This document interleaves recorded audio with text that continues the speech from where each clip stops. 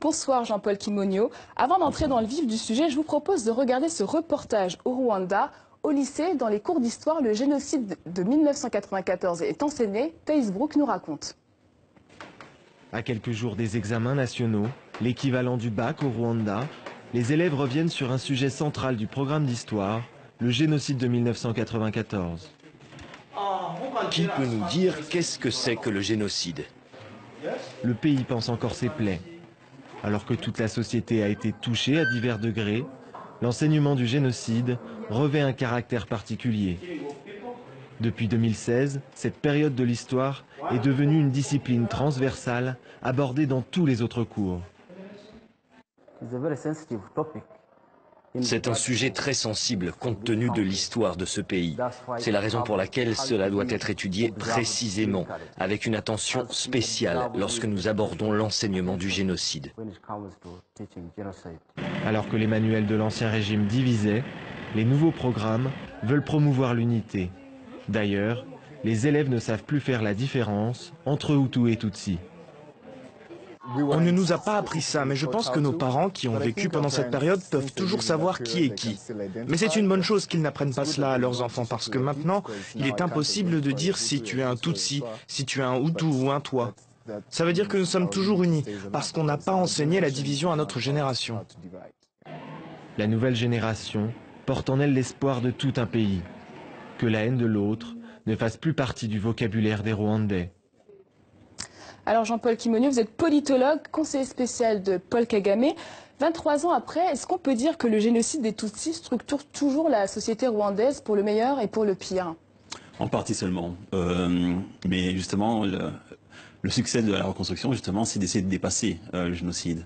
Même si le génocide reste toujours une toile de fond un petit peu de ce qui se passe au Rwanda, mais largement. Par exemple, vous avez vu ces jeunes gens, pour eux, le génocide, c'est devenu une histoire, complètement une histoire. C'est des choses qu'ils entendent parler, dont ils entendent parler, qu'ils lisent ou qu'ils voient, mais qui ne vivent plus eux-mêmes dans leur chair. En tout cas, la plupart d'entre eux. Est-ce que l'idéologie génocidaire est toujours présente malgré tout? Légèrement, légèrement. Il y a des sondages qui sont faits et il y a mais d'année en année, la prévalence de ceux qui présentent cette idéologie-là diminue légèrement. Un des problèmes que nous avons, c'est qu'à l'extérieur du pays, cette idéologie-là, par contre, est virulente. Et donc, l'extérieur continue aussi un petit peu à alimenter les tensions à l'intérieur du pays. Comment elle se manifeste, cette idéologie? Oh, sur les réseaux sociaux, Facebook, des publications, par différentes façons, oui, mais surtout dans les médias, oui. Le FPR, l'ex-rébellion militaire, est devenu un parti politique.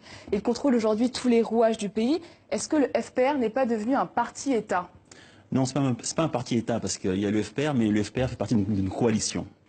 Une coalition avec différents partis. C'est vrai qu'il est dominant, et même très dominant, mais il fait vraiment partie d'une coalition. Et par exemple, le gouvernement, il y a un partage de pouvoir, donc ses partenaires ont une partie des prérogatives qui reviennent. Il n'y a pas de concentration des pouvoirs par le FPR? Une concentration, elle est quand même partagée jusqu'à un certain point. Elle est présente. Elle est présente, tout à fait, tout à fait. Et cela par la Constitution elle-même. Hein. On a une Constitution qui impose le partage de pouvoir. Ainsi, par exemple, au niveau du gouvernement, on ne peut avoir que 50% de ministres d'un seul parti. Donc, il n'y a que 50% de ministres du FPR. Et les autres ministres sont des ministres des partis d'opposition. Le président de l'Assemblée nationale ne peut pas avoir la même couleur politique que le président de la République. Donc, il y a un réel partage de pouvoir.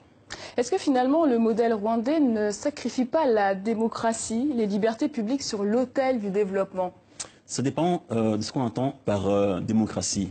Peut-être que le modèle rwandais, comme vous dites, c'est peut-être une démocratie peut-être plus profonde. C'est-à-dire? C'est-à-dire qu'elle répond en premier aux besoins fondamentaux de la population. Et les populations semblent satisfaites avec ça. Maintenant, si des gens à l'extérieur ne sont pas satisfaits avec ça, qu'eux préféraient une démocratie électoraliste, comme on le voit dans un certain nombre de pays, et qui pose quelquefois d'énormes problèmes, cette alternative-là, le Rwanda est passé par cette alternative-là. Mais la population a besoin de liberté, non? Ah mais oui, la population est libre.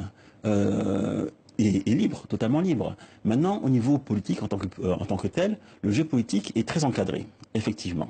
Mais il est encadré par la Constitution. Et c'est une constitution que les Rwandais se sont donnée eux-mêmes.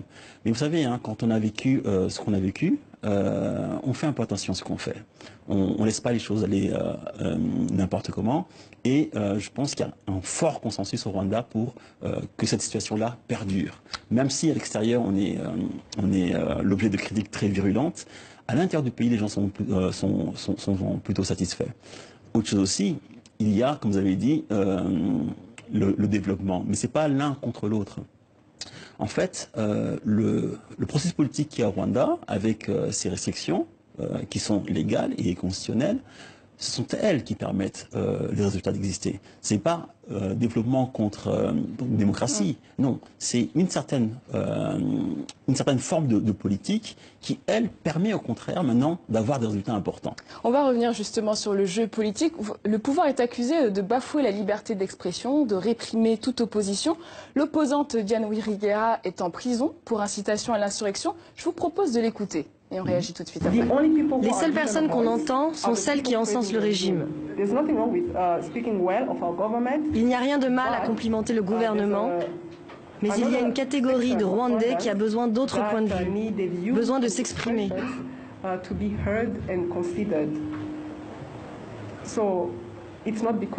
ce n'est pas parce que je prends le risque de parler qu'il y a la liberté d'expression au Rwanda. Non. Il n'y en a aucune. Pourquoi, quand on s'oppose au pouvoir, cela entraîne systématiquement des ennuis judiciaires, voire l'exil? Il y a des opposants qui sont à l'intérieur du pays, qu'on ne voit pas à la télévision souvent, mais il y a des opposants qui existent à l'intérieur du pays. Une des raisons, je vous ai dit encore, c'est l'ordre constitutionnel qui existe au Rwanda. Et cet ordre constitutionnel-là, effectivement, est le produit des événements que le pays a traversés. Et cet ordre constitutionnel-là, effectivement, est assez serré au plan des libertés publiques. Mais c'est l'ordre constitutionnel que les Rwandais se sont donnés et pour lesquels la plupart d'entre eux, en tout cas une très grosse majorité, sont satisfaits avec ça. Et surtout satisfaits par rapport aux résultats que cet ordre constitutionnel leur apporte. Effectivement, on aurait pu faire comme un certain nombre de pays. Je veux pas être grossier et peut-être citer des pays de façon particulière, mais vous avez certainement des pays à l'esprit, des pays qui eux sont complètement englués dans des débats électoralistes extrêmement violents, extrêmement coûteux au niveau financier et au niveau développemental, mais surtout qui désagrègent les pays. Et qui, finalement, au final, les populations n'ont ni le développement, ni vraiment la liberté. À part une liberté électoraliste, comme je viens de le dire. Maintenant, chaque pays peut faire ce qu'il veut, et chaque pays peut faire ce qu'il veut, bien sûr. Mais maintenant, par rapport au Rwanda, je vous dis, même le cas de Lugala est traité à travers les lois et à travers les provisions constitutionnelles. On va parler de la vision du pays. Paul Kagame a estimé à la dernière Assemblée générale de l'ONU que la démocratie à l'occidental ne pouvait pas s'appliquer à tout le monde. Est-ce que la démocratie est à géométrie variable selon les pays? Ah, mais très certainement, pas à géométrie variable, mais il y a des processus, il y a des phases, il y a des rythmes que les pays doivent adopter selon leur situation propre. Je pense qu'il y a très peu de gens dans le monde qui n'ont pas pour objectif ultime la démocratie. Même les dirigeants chinois ont pour objectif ultime la démocratie, à part peut-être la Corée du Nord et l'Érythrée, mais sinon tous les autres pays du monde voudraient arriver à la démocratie. Mais maintenant, comment on arrive à la démocratie? Est-ce qu'on arrive à une démocratie avec comme point de départ un pays totalement dévasté? Et si on commence à porter un système électoraliste de confrontation qui va ne faire que empirer la division, ou alors on se donne les moyens de réparer les problèmes qui existent et, au bout du compte, faire avancer le pays. Mais vous en faites pas, hein. Je pense qu'au Rwanda aussi, personne ne doute que l'objectif ultime, ou alors l'objectif bientôt, c'est certainement la démocratie comme elle existe n'importe où.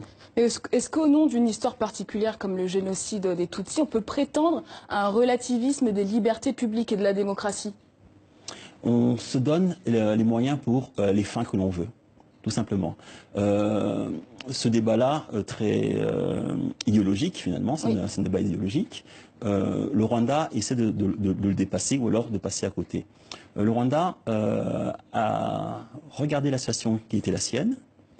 D'ailleurs, ça s'est fait de façon très participative. Toutes les forces du pays se sont rencontrées, se sont assises pendant une année, en se réunissant tous les dimanches, tous les partis politiques, les partis d'opposition, les syndicats, les différentes forces vives de la nation. Pendant une année, ils sont assis et on essaie d'analyser un petit peu quels étaient les problèmes du pays et quelles solutions apporter au pays. Et c'est à partir de là que les principales caractéristiques du système rwandais sont sorties. Mais c'est un système qui est l'aboutissement d'un processus participatif. D'une part, puis d'autre part aussi, maintenant, il y a eu la Constitution. La Constitution a été votée et elle a été votée largement par les Rwandais. Et à partir de là, les Rwandais ont commencé à travailler. Effectivement, si vous voyez par exemple le processus de reconstruction au Rwanda, le processus de reconstruction au Rwanda prend vraiment sa vitesse de croisière après l'installation de la nouvelle constitution en 2003, avec les restrictions dont on parle. Mais pourquoi on a l'impression aujourd'hui que c'est Paul Kagame qui tient les rênes du pouvoir, que tout est concentré autour de lui? C'est une personnalité dominante, c'est une personnalité pas seulement dominante, je pense aussi, c'est une personnalité aussi qui a beaucoup de charisme et qui a beaucoup d'aura, pas seulement au Rwanda d'ailleurs, hein, à l'extérieur aussi. Et effectivement, il domine très fortement le processus politique. Mais cette domination-là, dont vous parlez, elle a été voulue par les Rwandais. Elle a été voulue par les Rwandais. Il y a aussi une domination économique. Le FPR est le premier employeur privé du pays grâce à un fonds d'investissement, Crystal Venture. Ce fonds a quasiment le monopole sur beaucoup de secteurs du pays. Est-ce que ça ne laisse pas la place à l'initiative personnelle? Comment on fait aujourd'hui si on ne fait pas partie du FPR Là, c'est factuel. Hein. Là, c'est factuel. Ce que vous dites est faux. Il y a des études qui ont été parce que effectivement le FPR a des business, a des entreprises, mais ces entreprises-là ne sont pas les plus importantes du pays, c'est une première chose. Et d'autre part aussi, les entreprises les plus importantes dans lesquelles il était, il s'est progressivement retiré. Il faut comprendre aussi pourquoi le FPR est rentré dans les affaires comme cela. En fait, au lendemain du génocide, il n'y avait rien au Rwanda. Il n'y avait pas d'entrepreneurs, il n'y avait surtout pas d'entrepreneurs d'une certaine envergure. Et le FPR, en voyant cela, a décidé d'établir des entreprises, mais comme des entreprises qui servent de levain.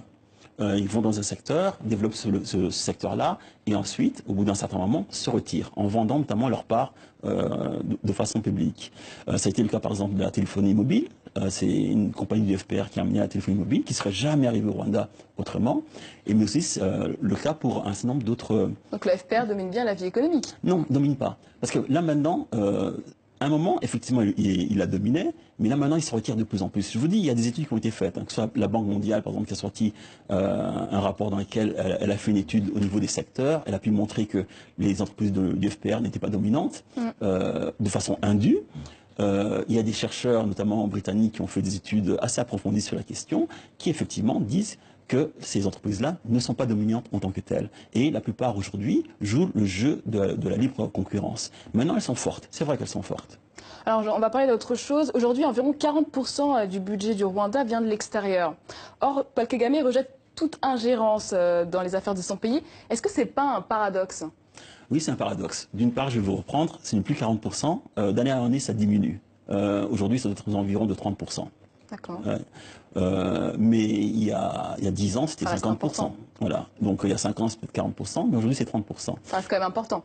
Ah, c'est important, c'est tout à fait important. Mais on n'en disconvient pas. Hein. Il y a une contradiction à cela. Mais la contradiction, elle est aussi faite de la nécessité. On a besoin de cette aide-là, mais cette aide-là, on l'utilise pour faire en sorte que le plus rapidement possible, on s'en débarrassera. Voilà. Quand ça? Je ne peux pas donner de date actuelle, mais ce que je peux vous dire, c'est que tout en étant tout à fait reconnaissant pour ceux qui donnent cette aide-là, les Rwandais n'aiment pas beaucoup cette aide-là. Merci beaucoup Jean-Paul Kimonio d'avoir accepté notre invitation. Votre ouvrage Rwanda demain, une longue marche vers la transformation vient de paraître aux éditions Cartala. Merci. Merci à vous.